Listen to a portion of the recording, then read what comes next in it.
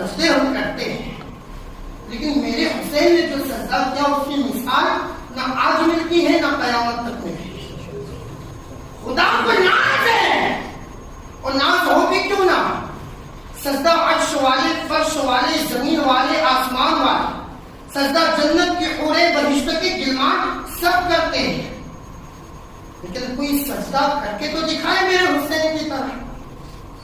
جوان بیٹے کی لاش پر گوئے توڑتے دیکھ کر، مظلوم اصغر کے حلق پر تیر پیوستہ ہوتا دیکھ کر، عباس کے بازو قلم ہوتے دیکھ کر، اور محمد کی لاش کرتی دیکھ کر، اور پھر اپنے جسم پر سینکڑوں زخم کھانے کے بعد کربلا کی تپتی ہوئی رہت پر اگر کوئی سجدہ کر سکتا ہے تو میرا حسین نہیں کر سکتا، جس نے اپنے بچوں کی دے دی شہادت وہ حسین، حد سے جس نے پی لیا جام شہادت وہ حسین۔ میرے حسین نے ہمیں درس دیا ہے، یا حسین کرنے والوں یہاں پر عبرت حاصل کرنی ہے۔ میرے حسین نے پورا گھرانہ قربان کر کے بھی نماز نہیں چھوڑی، اور نماز کے لیے وقت نکالنے کے لیے صبح اٹھ بھی نہیں سکتے، صبح کی نیند قربان بھی نہیں کر سکتے۔ میرے حسین نے دین مصطفیٰ کو بچانے کے لیے اور نماز کو بچانے کے لیے اپنی بیٹیوں اپنی بہنوں کی بھی پرواہ نہیں کی، اور تم نماز کے وقت 10-15 منٹ کے لیے اپنی دکانیں بھی بند نہیں کر سکتے۔ میرے حسین نے پیدائشی وطن مکہ و مدینہ کو چھوڑا نماز کو بچانے کے لیے، اور تم نماز کے لیے اپنے گھر کو نہیں چھوڑ سکتے، اور پھر کہتے ہو ہم حسین والے ہیں۔ یہ دھوکہ دہی چھوڑ دینی چاہیے، کیونکہ ہم کسی معمولی شخصیت کو دھوکہ نہیں دے رہے ہیں، ہم امام حسین کو دھوکہ دے رہے ہیں۔ غوث پاک کو ماننے والوں، امام حسین کو ماننے والوں، یاد رکھو غوث پاک اور امام حسین جتنا نانا جان کی شریعت سے محبت کرتے ہیں، کسی سے محبت نہیں کرتے، کسی سے وہ محبت نہیں کرتے، اپنے نانا جان کی شریعت اور قرآن سے وہ حد سے زیادہ محبت۔ یا غوث المدد کرنے والوں، تمہیں بھی متنبہ کر رہا ہوں، غوث اعظم کو تو کہتے ہو وہ ہمارے ہیں۔ آئیے غوث اعظم سے پوچھتے ہیں کہ یا غوث، جو آپ کی ٹیکے بنائے، جو آپ کے نام پر فاتحہ خوانی کرے، کیا آپ اس کو اپنا بنا لیتے ہو؟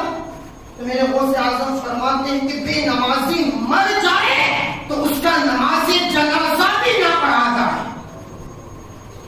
بلکہ یہاں تک کہا کہ اگر سور ایک تھالی میں چاول پڑے ہو اور سور وہاں سے کھا لے، تو جہاں جہاں سور کا منہ لگا ہے، توجہ، نماز نہ پڑھنے والوں توجہ چاہوں گا، سور کا جہاں منہ لگا ہے، غوث اعظم فرماتے ہیں اپنے فتوے میں، اپنے مسئلے میں، کہ جہاں جہاں سور کا منہ لگا ہے وہ چاول پھینک دیے جائے۔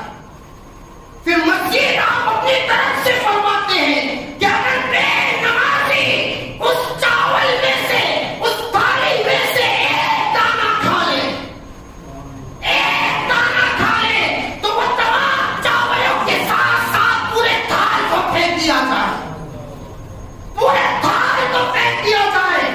یہی غوث اعظم فرماتے ہیں کہ بے نمازی اگر کسی کے گھر میں جھانکتا ہے تو اللہ اس گھر میں سے برکت ختم کر دیتا ہے۔ یا غوث المدد اور یا حسین المدد کہنے سے کام نہیں چلے گا، انہوں نے جو اپنی زندگی میں کیا ان کاموں کو کرنے سے کام چلے گا۔ تو حضرات گرامی، جب سنی کہتے ہو تو سنیوں کی ہسٹری پڑھو، اہل اللہ کی ہسٹری پڑھو، آپ کو پتا چلے گا کہ وہ ایسے ہی مقبول نہیں ہو گئے۔ عشاء کے وضو سے میرے غوث اعظم نے 40 سال تک فجر کی نماز ادا فرمائی ہے، 40 سال تک عشاء کے وضو سے فجر کی نماز ادا کرنے والی ذات کا نام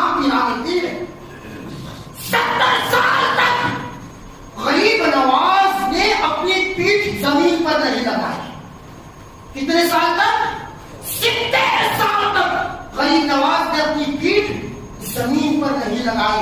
یعنی آپ زمین پر 70 سال تک نہیں سوئے, 70 سال تک لگاتار اپنی عبادت و ریاضت فرمائی ہے. کس کو دھوکہ دے رہے ہو میرے نمازیوں؟ یاد رکھو اللہ کے وہاں پکڑ اور یہ اہل اللہ کے دامن چھوڑ بیٹھو گے اگر ان کو دھوکہ دینے کی کوشش کرو. میرے حسین نے کیا درس دیا تھا کہ نہ مسجد میں نہ بیت اللہ کی دیواروں کے سائے میں نماز عشق ادا ہوتی ہے تلواروں کے سائے میں. آپ کو کون کہتا ہے کہ تلوار کے نیچے جاؤ؟ آپ کے لیے تو ایئر کنڈیشنر لگائے گئے ہیں, آپ کے لیے تو اچھی اچھی صفیں بچھائی گئی ہیں, آپ کے لیے تو ساری سہولتیں ہیں, پھر بھی اللہ کے دربار میں آپ 2 رکعت نماز ادا کرنے سے جاتے ہو, پھر اپنے آپ کو سنی اور حسینی اور بغدادی کہتے ہو. دھوکہ دینا چھوڑ